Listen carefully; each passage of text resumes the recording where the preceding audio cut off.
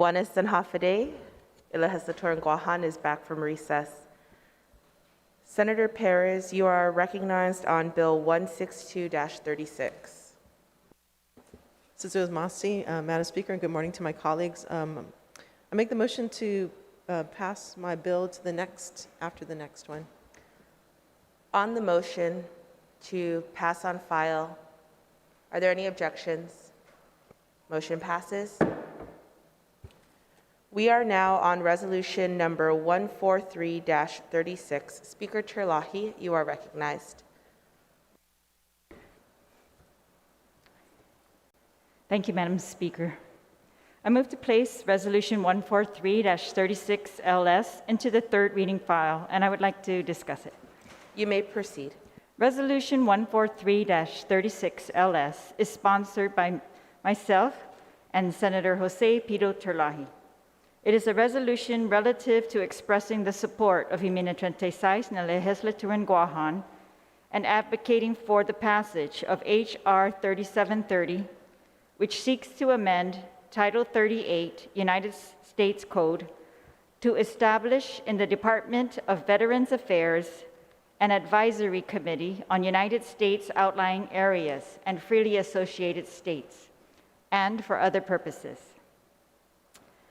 Resolution number 143-36 LS was introduced to express the official support of Himina 36 na Legislature in Guahan and the people of Guam to the resolution that was introduced in the U.S. House of Representatives on June 4, 2021 by the Honorable Delegate Gregorio Kilili Camacho Sablan of the CNMI. The bill is co-sponsored by 10 more delegates, including Guam's Honorable Delegate Michael F. Cusa-Nicholas.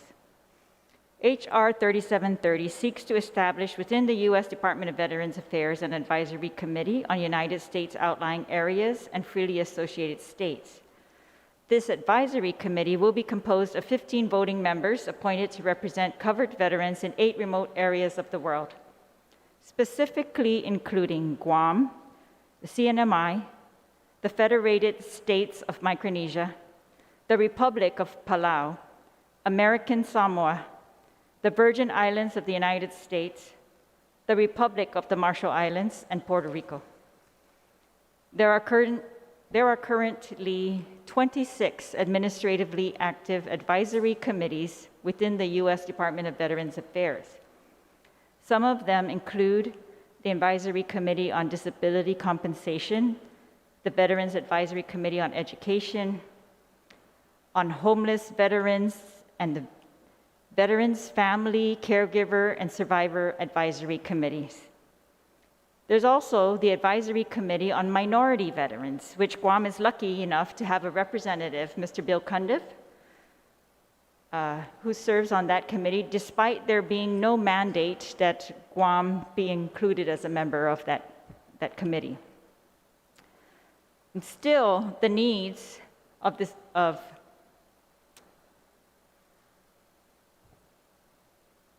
our community, of our veterans, they are unique.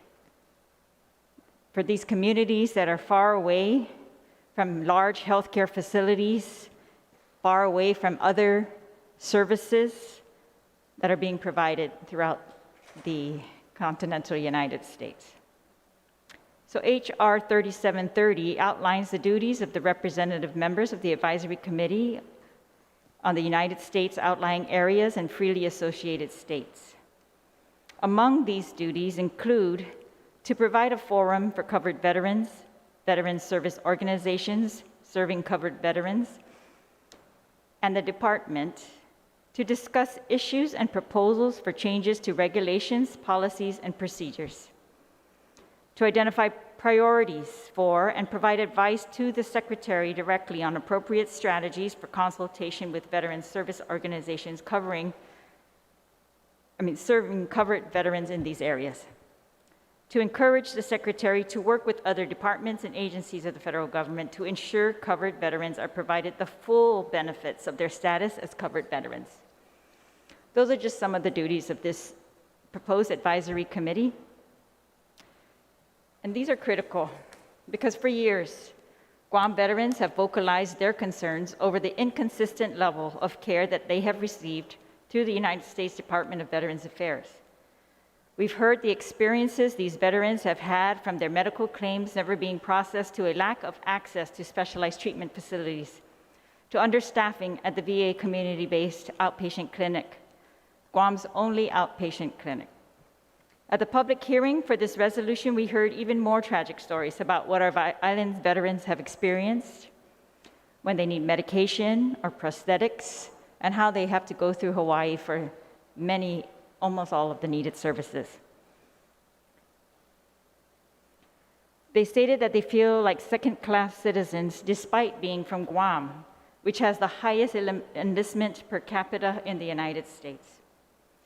And these problems have left our veterans with exacerbated medical issues, increased financial burdens, and feelings of frustration and sometimes hopelessness.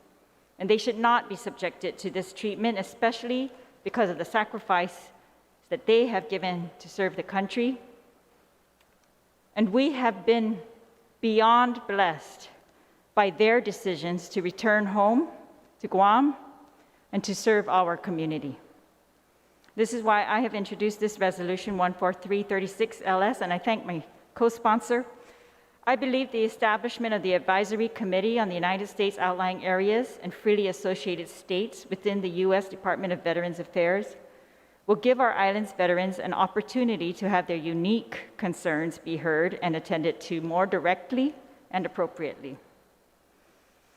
I would like to thank those who came to testify, the veterans and community members and community leaders who came to testify for the resolution's public hearing, including former Congressman Robert Underwood, retired Chief Master Sergeant William Cundiff, member of the Advisory Committee on Minority Veterans, retired U.S. Marine Corps Colonel Joaquin Danny Santos, Mr. Joe San Augustine, Chairperson, Guam Veterans Commission, retired U.S. Army First Sergeant Daniel Mendiola, President, Vietnam Veterans of America, Chapter 668, Mayor Jesse Alec, President of the Mayor's Council of Guam, P. Tim Uggan, Director, Guam Veterans Affairs Office, retired U.S. Army Command Sergeant Major Martin Mendiola.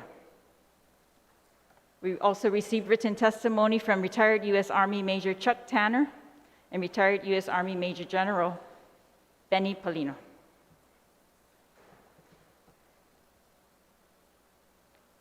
So I ask my colleagues for their support, Madam Speaker, and I would also like to, at this time, make a motion to add the veterans of our body to also be co-sponsors, and also to include those who attended the public hearing, Senators Tello Taitukwi, Senator Joanne Brown, and Subpoena Paris, and then the veterans, including our Majority Leader, Senator Talina Nelson, Senator Joe San Augustine, Senator James Moylan, and Senator Anthony Ada. Thank you, Madam Speaker. On the motion to add co-sponsors, are there any objections? Motion passes. Anyone on the resolution number 143-36? Senator San Augustine, you are recognized. Thank you, Madam Speaker. I rise in full support of this resolution. I only pray that Congress will bring favorable results to our veterans on Guam. Thank you, Madam Speaker. Thank you, Senator San Augustine. On the resolution 143-36. Senator Dueñas, Minority Leader Dueñas, you are recognized.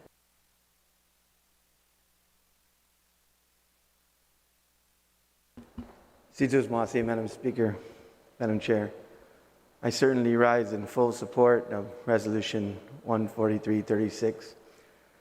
And it's kind of interesting, over a week ago, or maybe just last week, we heard a bill, of course, and soon we'll be conducting a ceremony for Gold Star families.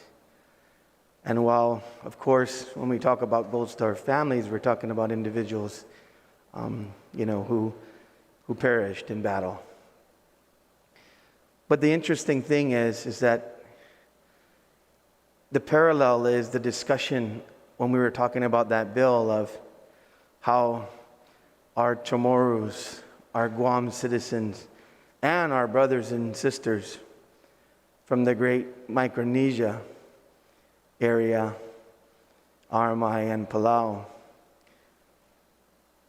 serve as well alongside, and how really in our area of the world we are one family, and how it's so important to advocate as a region for things such as taking it to the highest level in Washington, D.C. on Veterans Affairs.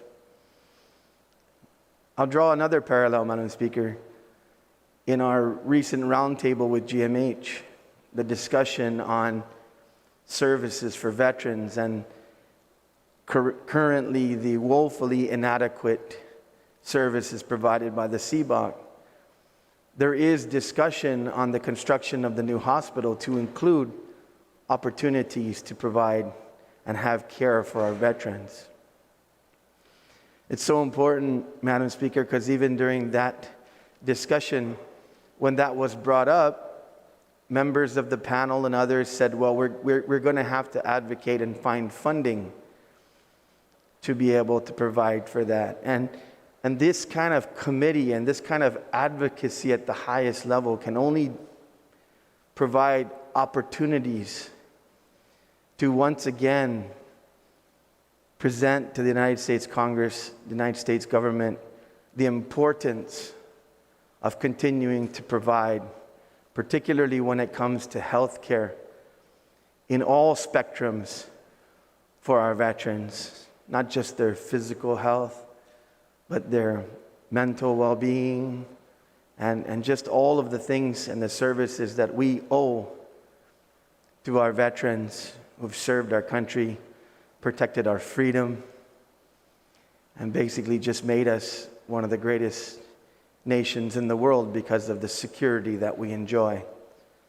So I believe this resolution really is something that we speak from Guam with one voice, the advocacy to make sure to the highest levels of our government that there's a continued awareness in terms of what it means for us to advocate for veterans and to have a seat at the table in the most esteemed body, United States Congress, and to advocate for our people. So I thank the sponsor of the resolution and all the co-sponsors. And once again, as those were added, all of those who have served in this body for everything that they've done and for everything we're doing now to continue to advocate for our veterans. So just wanted to share a few words and a few thoughts on where this could take us, other than just its validity on its own. Sijus Masi, Madam Speaker, for the opportunity to speak on this resolution. Sijus Masi, Minority Leader Dueñas. On the resolution, Senator Atta, you are recognized. Thank you, Madam Speaker. I'd like to thank the author for including me as a co-sponsor on Resolution 14336.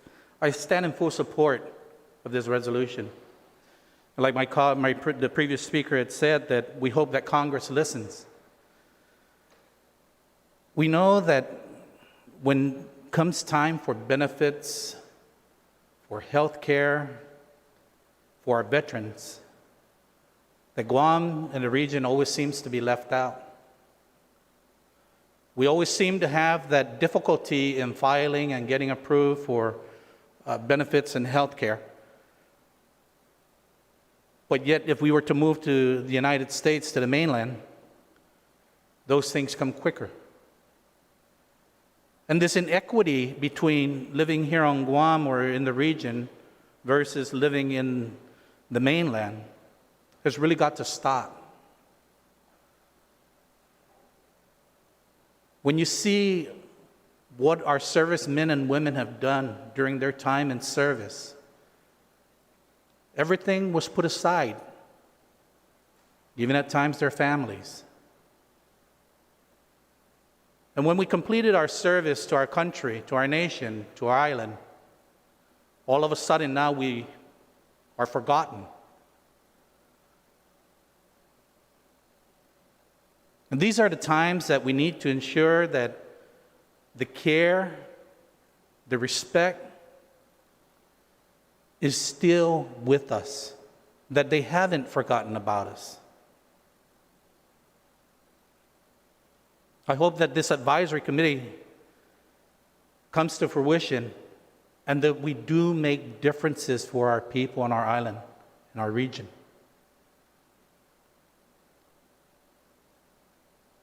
For many years, my dad was receiving health care from Hawaii, being here on Guam. And the amount of time it took for him to get his medications or his assisted living devices, if I may call them, wheelchairs and walkers, took more time to get to him that he would be living without it.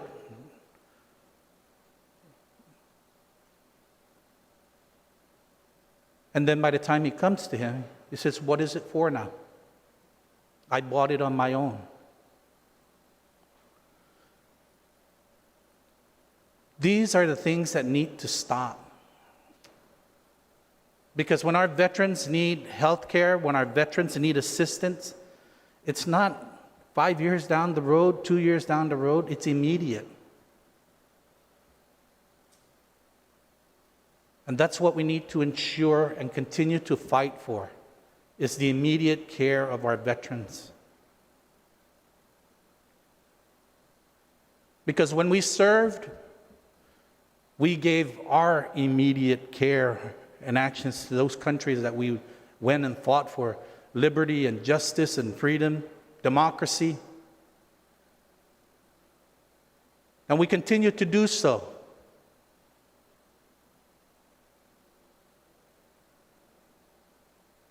But the system continues to fail us over and over and over and over again.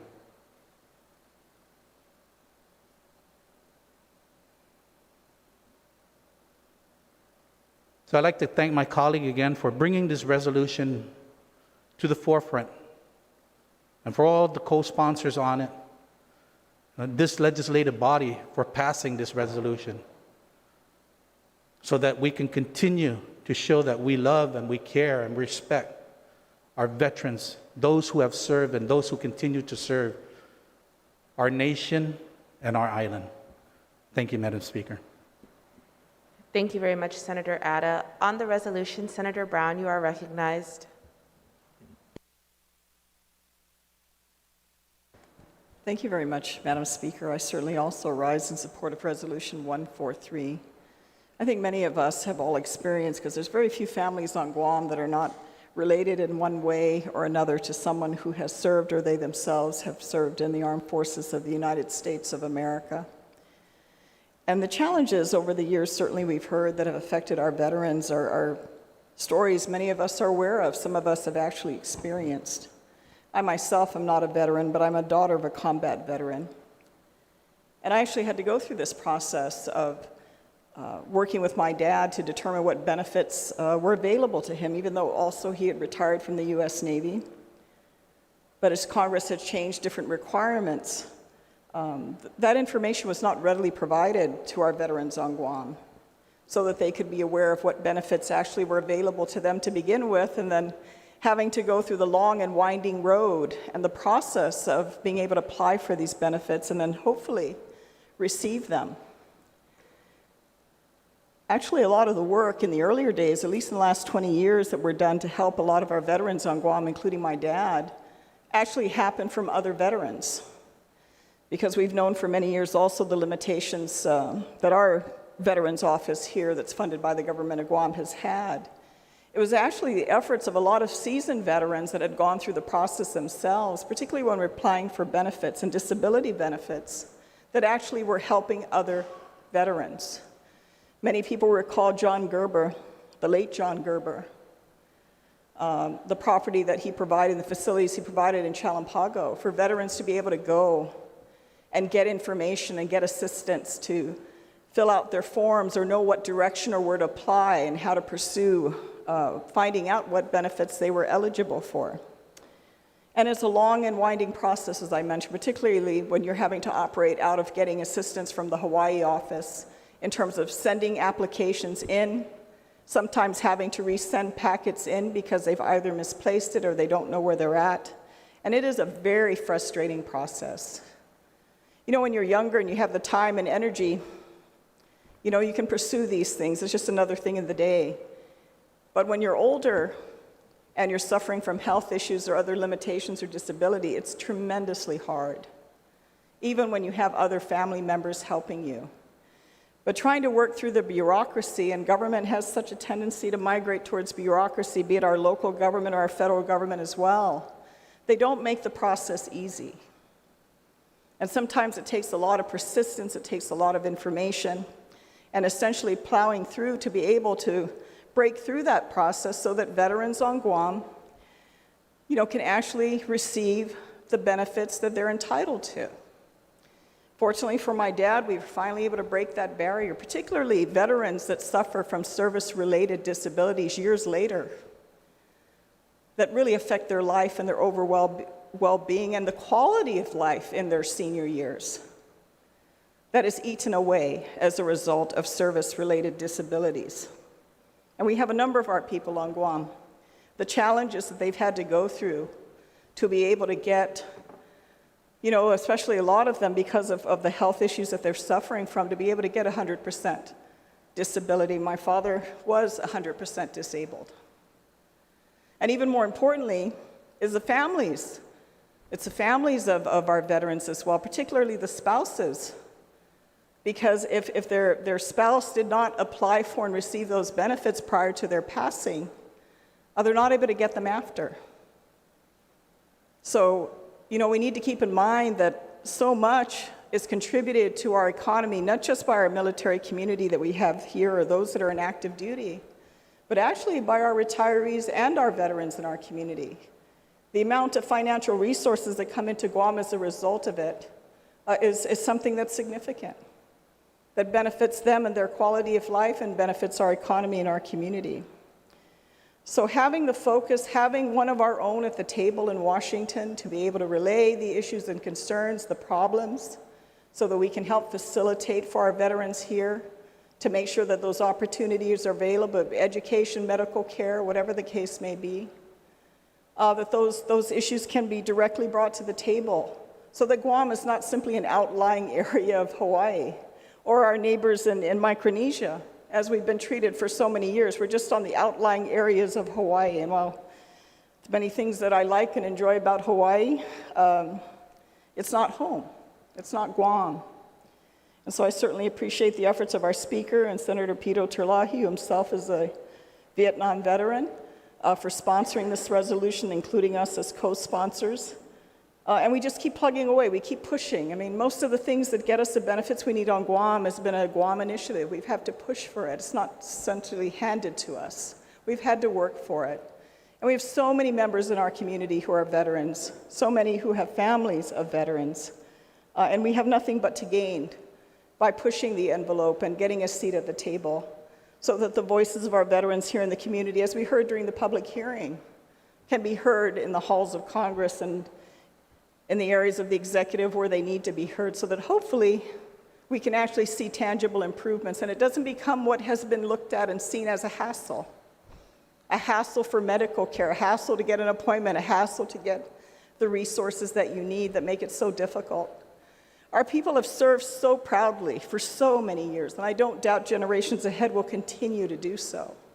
But in return, the reward should not have to be to go through these challenging processes, to receive what benefits the federal government has determined that they're entitled to. And certainly all we're asking, all our veterans are asking, are for the benefits that they have worked for and the benefits that they are entitled to. So with that, Madam Speaker, I rise in support of Resolution 143. Thank you for allowing me the opportunity to comment on this resolution. Thank you very much, Senator Brown. On the resolution 143-36,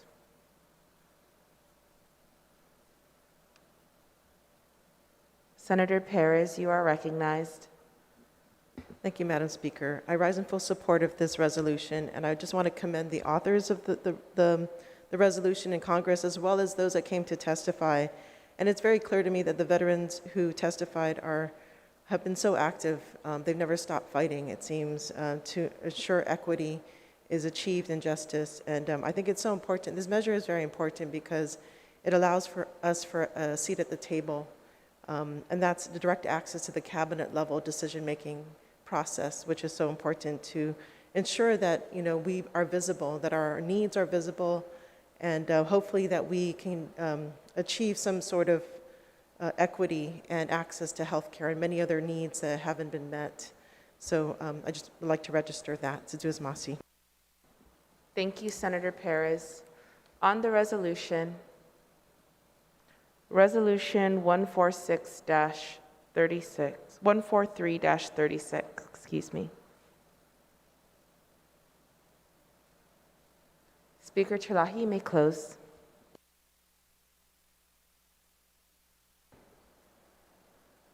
Thank you, Madam Speaker. If I could also make a motion to add Senators, our Minority Leader, Senator Perez, as co-sponsors, and everyone actually. I'm sure they're all in full support of this resolution, if I may be so presumptuous. But I'd like to add them all as co-sponsors to acknowledge that we are all unified in support of increased representation and more direct access to the Veterans Affairs Secretary and the benefits and services that should be going to our veterans. On the motion to all add members of the body as co-sponsors, are there any objections? Motion passes. I'd also like to make a correction. Earlier, I misread a name that is very important, so I would like to correct that on the record. And so one of the people that came to testify was retired U.S. Army Command Sergeant Major and our Distinguished Service Cross Award recipient, Martin Manglotnya. He's also, I just want to note, he was recommended by his commanding officer to be a Medal of Honor recipient. And so we are hoping that review by Congress will result in him receiving that award. We have many in Guam with such distinguished careers, distinguished service, but so we're asking here in this resolution, we want to increase medical services. We want to increase disability benefits advisors. We want to, make it easier to get services versus the current process, especially the going through Hawaii and going to Hawaii and the inconvenience and really the separation sometimes from family members, separation from homes, and especially for those already in pain. But so we want to increase all of these services for our veterans. They're long overdue. They have been diligent and worked very hard. And many in our community have worked very hard to advocate for these increases in services and benefits for the veterans in our region. 2 terms ago, we passed laws to increase our registry efforts so that if, with the theory that if we increase our registry, we would be able to demand, that we have accounted for all the veterans that we know are on Guam.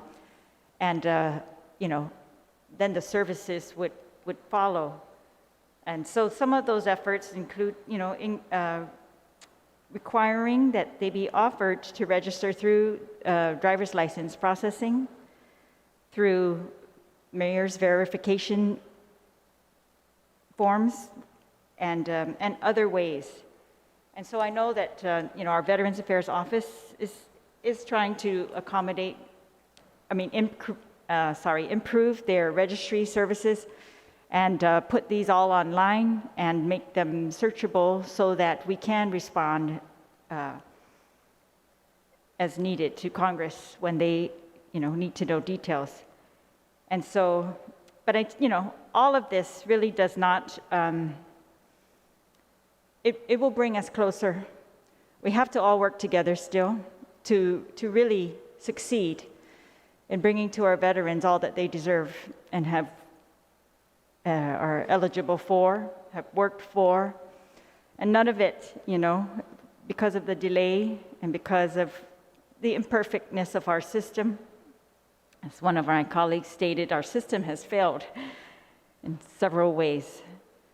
But because of this, we will continue to make efforts. However, I just want to acknowledge that we need to do this in a very business-like way, but there are also very personal levels of, issues with our veterans. They are our families, as my other colleague stated. They are our community members. They are our community leaders. They left mothers and fathers and spouses and children. And some of them never returned. But the veterans who returned to Guam, we want to do all we can for them. We want to acknowledge and recognize that their service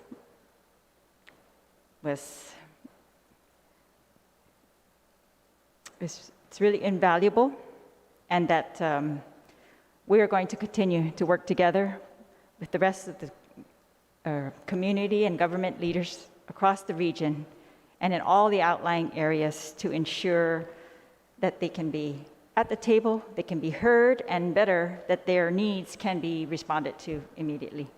So I want to thank my colleagues for all their support, and Sidus Masi, Madam Speaker. Thank you very much, Madam Speaker.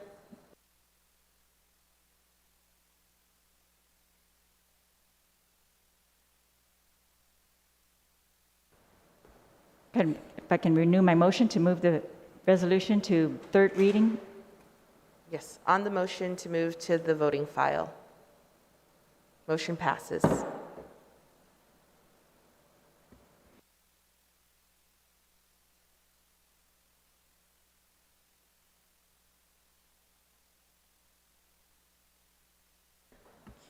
Thank you very much. We are now back to Bill number 162-36. Senator Perez, you are recognized.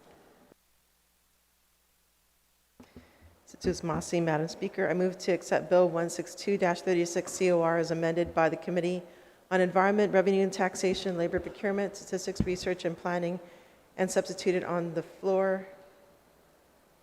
Introduced by myself. It's an act to amend Section 49107F of Chapter 49, Section 50119 of Chapter 50, Section 51204 of Chapter 51, all of Title 10 Guam Code annotated, and to amend Section 109G of Chapter 10 Title 22 Guam Administrative Rules and Regulations relative to authorizing the continuous appropriation of funds for program funds maintained by Guam Environmental Protection Agency.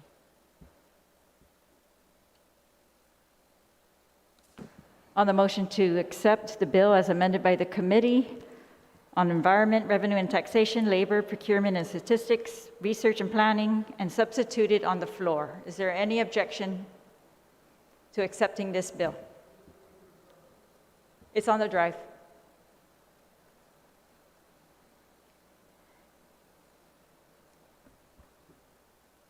Madam Speaker, is this the substituted version that's on the drive right now? Yes. Thank you. If we can just have a 1 minute recess. Sure. Just to thank Yes. you. 1 minute recess.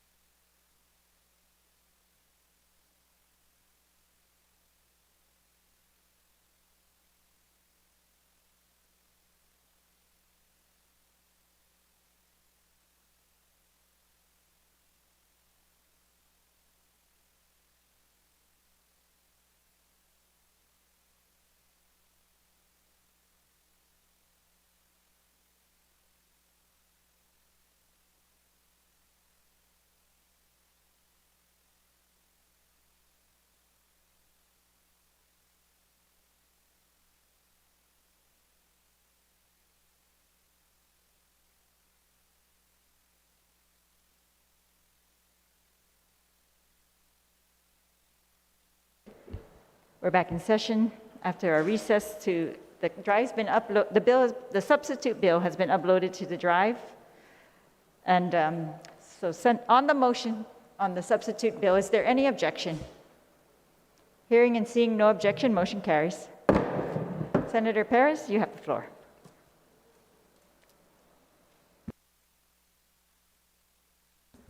Thank you, Madam Speaker. I move to place Bill number 162-36 COR as amended by the Committee on Environment, Revenue, and Taxation, Labor, Procurement, Statistics, Research, and Planning as substitute on the floor into the third reading file, and I would like to discuss. You may proceed.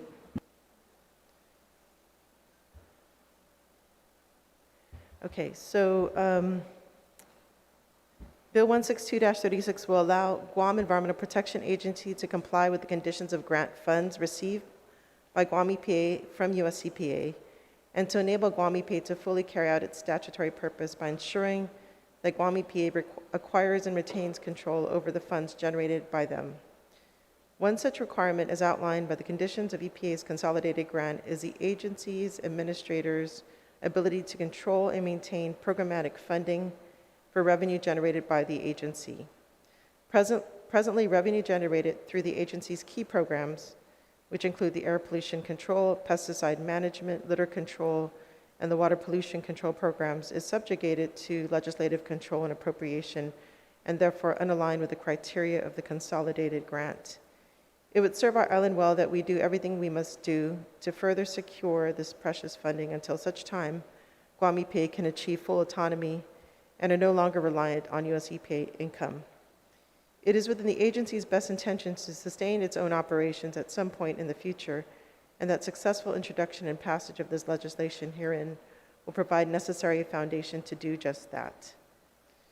I would like to actually make a change, an amendment to the title.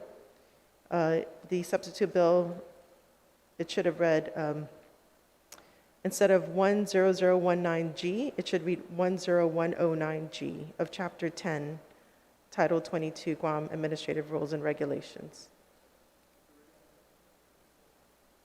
That is what my substitute version says right now. Okay, then no need to make that amendment. All right, thank you. Thank you. Is there anyone who'd like to be recognized on Bill 162-36? Senator Sanaga, Sr., recognized. Thank you, Madam Speaker. You know, I rise in support of the bill. The only thing I question is that in each one of the funds, they establish non-lapsing, but it says it's appropriate, and it's going to be used by the fund. Why don't we just let it lapse automatically and until we deem necessary to get involved in it? I don't understand how you can say non-lapsing fund, but at the end, you're saying you're appropriating it. Just remove the non-lapsing or put it's a lapsing fund. So it's automatically given to EPA so the EPA can continue to do the job they need to do. And we just move on from there. I just didn't understand how you want non-lapsing. If you look at each section there, it talks about non-lapsing, but then you're saying you're appropriating it. Why don't we just make it lapsing fund? Let it lapse. Let them do what they need to do. Thank you, Madam Speaker. And maybe that's my amendment. Remove the word non, make it a lapsing fund.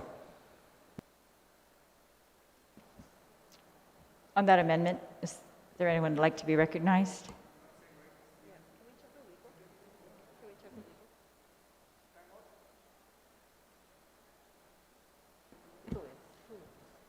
We'll take a 1-minute recess to consult with legal.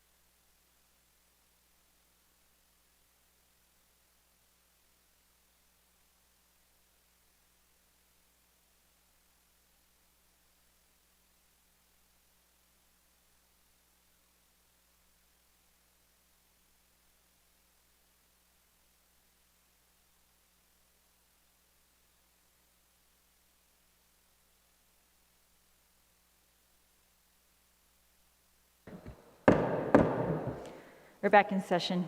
Senator San Augustine, you are recognized. Madam Speaker, we're preparing the amendment, and if we can move on, and then we'll come back to me later. Thank you. All right, if there's no objection, we will proceed with discussion while the floor amendment is being prepared. Is there anyone else who'd like to be recognized on Bill 162-36? Senator Blas, you are recognized.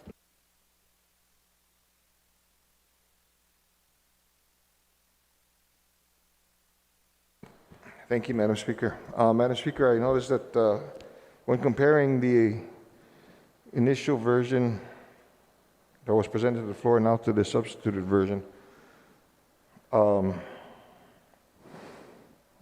just to make sure that I'm reading the right one, on page 2,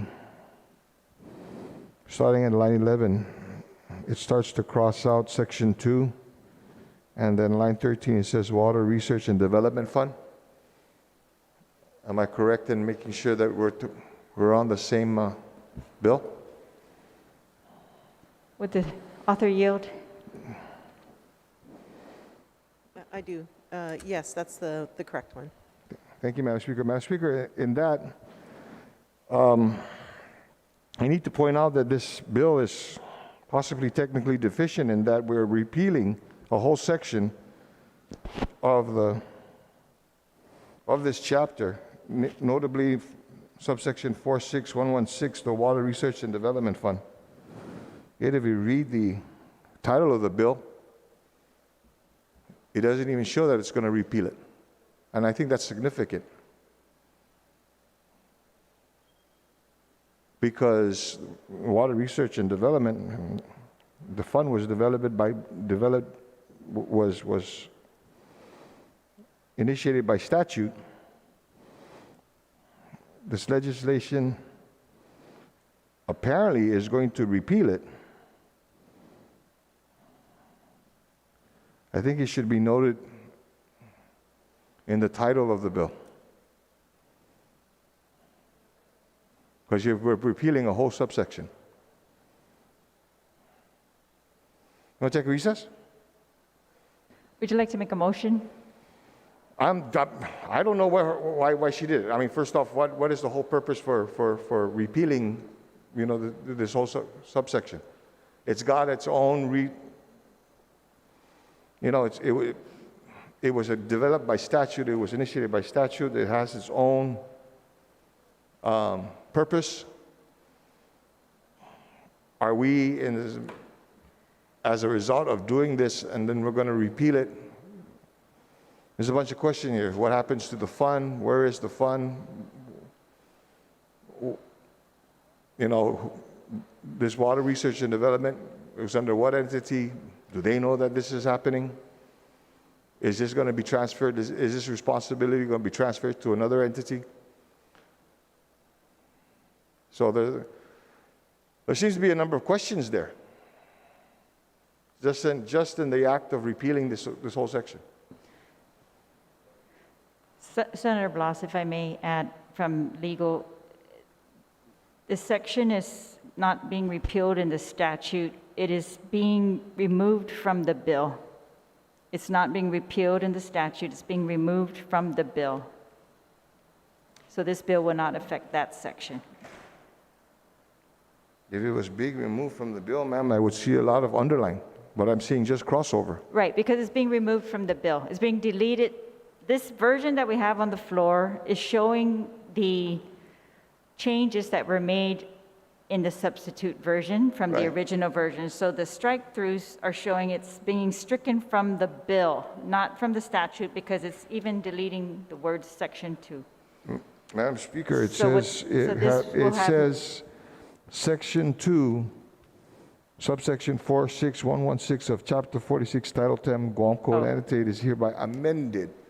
But then what we're Do you doing see here, a strike-through on your version of that line 11? no? I think that's the issue. You might be looking at a different version. All right, if I could get a, That's why I was asking if we're talking about the same bill, yes. okay? All right, if I could get,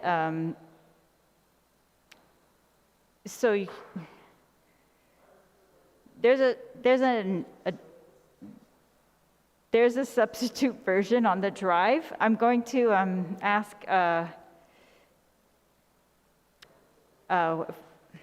Senator there's a Perez. substitute of the substitute?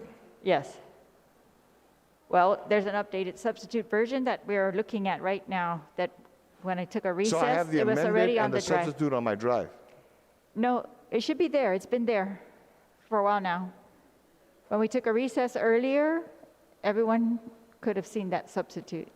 Madam Speaker, Yes. I move that we recess until after lunch today to give us some time to find the substitute version and review that version. So to come back The after substitute version is on the drive. It has been on the drive for a while since the clerks, we took our earlier recess. So just want to make sure everyone updates their drive. Okay, so there's been a motion to recess until 2 o'clock? Until 2 o'clock. Is there any objection to that motion? Is there an objection? Seeing no objection, recess till 2.